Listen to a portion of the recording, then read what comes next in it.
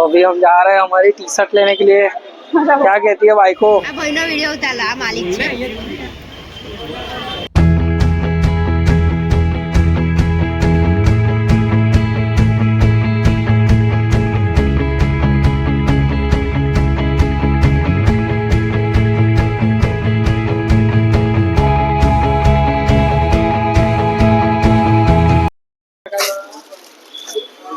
तो भाई अपना एड्रेस यहाँ का?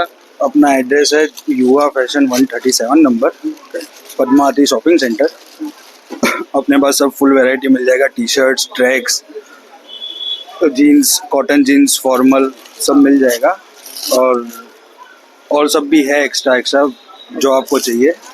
और ये भाई आज हमारे वहाँ पे खरीदी करने आए हैं, इनको भी बहुत अच्छा लगा। हाँ, हमने फर्स्ट टाइम ही मैंने यहाँ पे आया हूँ। कितने टाइम से आप लेते हो? मैं छठी कक्षा में पढ़ रही थी, तब से इधर से ले जाती हूँ। ओके, तो उनका रिव्यू लेते हुए ही हम यहाँ पे आए उनके भाई के साथ। और ये उनका कलेक्शन और क्वालिटी एक नंबर है। तो आप जब भी आओ, मेरा वीडियो दिखा के आओगे तो 10% आपको फ्लैट डिस्काउंट भी दे देंगे भाई। और मतलब कि प्राइस के रिगार्डिंग भी कोई दिक्कत नहीं है।